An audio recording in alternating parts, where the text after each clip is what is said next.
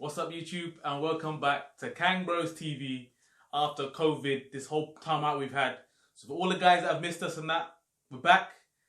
And we're back to this game. I thought a derby day and that. 0-0, bruv. 0-0. It was a dull affair. That's not what I was expecting. But the thing is, let's place to start, right? Which part do you want to start? I want to start with Sadio Mane. Man didn't get the memo, innit? Man, Sadio just didn't get the memo. Bro, that was the biggest or best highlight of the whole game. Their man's getting down there for Black Lives Matter. Either he didn't get the memo or he's not having it. He was gone. He was ready and doing his thing, bro. And that was hilarious when I saw him jet out of the race. But what would you take on the game? I think 0-0. It was a deserved result because it was a boring affair. It's not a fair result. It's not a fair result. How can you not say it's a fair result? Everton deserved to win that game. All right, okay, I get you. I was thinking, where's he going with this? No, it's not a fair result. Everton deserved to win that game. Because what did Liverpool do? Yeah. You tell me what clear-cut chance that Liverpool really had. I'll wait. And I think, firstly, obviously, it's good to be back. As you can see, Barber's any danger. Man's got the COVID trim and that. Because we need you. Jeez. You know what I mean? Like, I'm a bit mad right now. But like I said, it's good to be back and doing these and obviously having the football back. But again, today's game was just, it was boring. It's good to watch it, don't get me wrong. I mean, I'm watching anything at the moment. Any games, bruv. I was watching the Real Madrid game, everything. I was watching anything, bruv. If there's a game to be watched, I'm watching it. But today, I didn't see that was not good fun. And to be fair, like I said, Ancelotti's team set up differently in such a way. We've seen it before with Napoli and so on and so forth, AC Milan or whatever. But today, that's just I expected more for Liverpool, and it does. The only thing it screams out to me is I'm not. Like I said, listen, as long as we Liverpool win this league, that's all I want to see, right? So I'm not going to sit here and cuss because we didn't lose or whatever. But what I'm saying is, for me, it does show that Liverpool's could do with some strength to that squad, like, you know, quality strength. Now is the time to do that. You know, if you're riding a good wave, that's my personal take on it.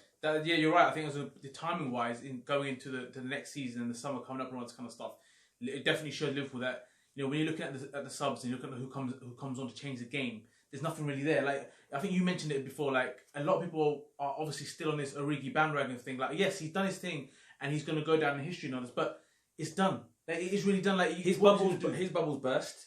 Lovren, I don't ever want to see Lovren take the pitch again. I'd rather just not play him. I'd rather they get that guy, that young lad that's sent on loan to Stuttgart or whatever it is, who came back for that one cup game. I'd rather they persevere with him or the Sepp Vandenberg or whatever, because Lovren, I'm sorry, mate, it's done. It's done. Yeah, it's finished. It's finished. Yeah.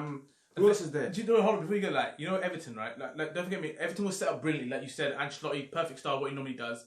And to aggravate Liverpool as much as possible. Klopp mentioned it again about how he doesn't like a certain style of football, all this kind of stuff, but he also appreciates what Ancelotti does. He's doing it for Liverpool for a long time. And the thing is, as soon as Lovren came on that pitch, he was on there for 17 minutes.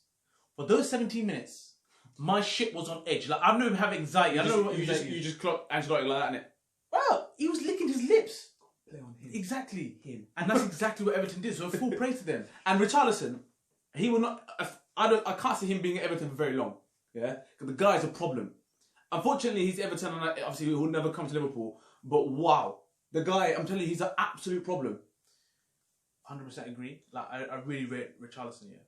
But today, well, it was like it was a Bambi on ice. Every time he was getting touched, he was falling over, bro. It was annoying. Like Milner. Scrapping. He was like scrapping. Milner. Was that yellow card?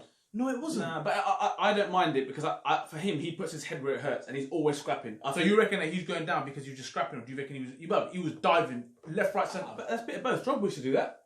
I'm not comparing him to Drogba, but Drogba did that very well. I think, you know, he know when to hit somebody, get them vexed, and when they come in, also know how to when to hold up the ball, innit? Yeah, the thing is, but in that side and the way that they were set up, I think it's difficult for someone like him. Because he wants to be in the game the whole time, whereas I don't think they set up like that. But that's what I mean. Like, I know we talked about it before, and I will touch upon it, is that he's the sort of player that I think Arsenal could really do with.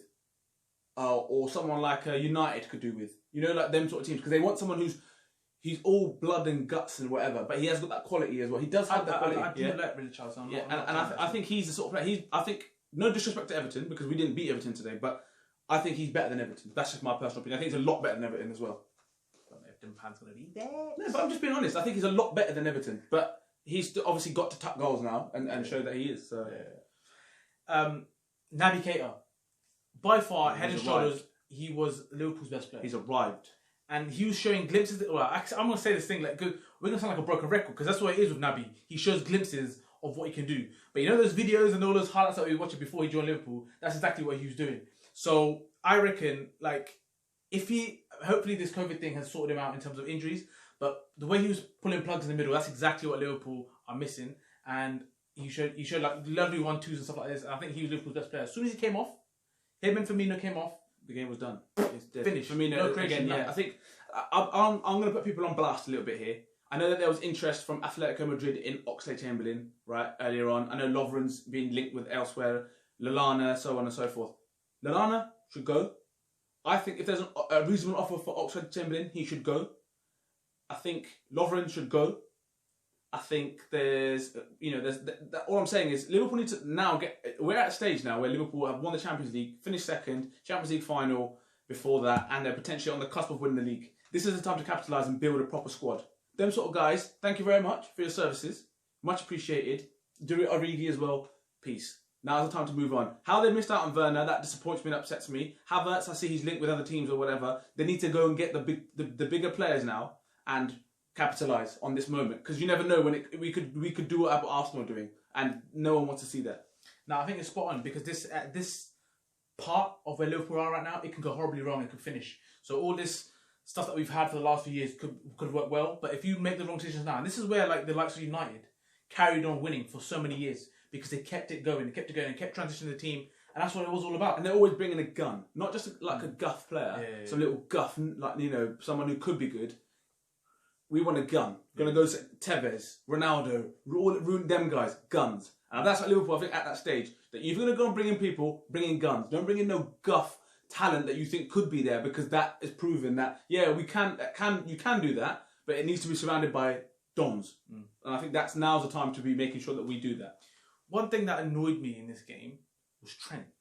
Now, if you're crossing and your set pieces is not working, step aside. Step aside and let other people take over. Now, is that just me?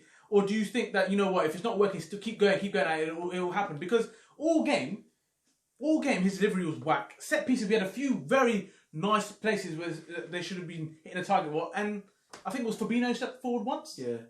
People just had enough. They said, listen, Trent, just calm down. I get it. I think it's the Liverpool lad, born and bred and whatever. I get that. And I don't mind that. It's like strikers. If you keep missing, as long as you find the right positions, I get that. And he was getting into positions. But there was times today where he's trying to take people on and dribble past people. That's not your game. That's not what you built a reputation on. Your reputation is on delivery. So stick to doing that. Because then you put a couple in there that were decent. I'm thinking, you're getting caught out of position. He's not quick enough to, acceleration-wise, to go and bring it back. I thought Fabinho today, by the way. I thought Fabinho was brilliant today, by the way. Just as an FYI. Fabinho was breaking up play brilliantly, and Firmino, whilst he's on the pitch, his little touches, little chests, laying off. Wijnaldum looked like he's been on holiday. I know that everyone's been locked down, but he's off it. When he came on was off it. Good to see Bugs' life back. I thought he'd done all right. Gomez done all right when he came on as well. But I don't think Liverpool deserved to win today. I'm not going to get too caught up on it. Whereas Derby, you didn't lose, you're a point closer, but that wasn't a good performance. So as good as it is to be back, Everton deserved to win that game. Let's just be honest. I agree. And then in terms of man of the match, I think we both agree on this. We're going to give it to Naby. Yeah, for Liverpool. Yeah, Liverpool, definitely. 100%. Yeah. And then, look, at the end of the day, it wasn't a great result, but we are 1 point closer to where we need to be. And that's what we're going to take it out. Going to Everton, playing against Ancelotti, Derby is always going to be tough. So take the point, get one step closer, and let's wrap this season up. That's all I'm going to say on that. And it's very good to be back. I really hope everyone has managed to stay safe. I know that things are easing up, but let's not go too nuts, and let's try and stay as safe as we can. And obviously, for what happened in Reading, obviously being close to us, it's obviously shocking to hear them sort of things. So I hope everyone stays safe and keep an eye out, because you just never know what people are on these days, and you never know who's carrying what. So make sure we stay safe, people. Until Wednesday against Palace, don't forget to share, like, and subscribe, and definitely comment. Peace.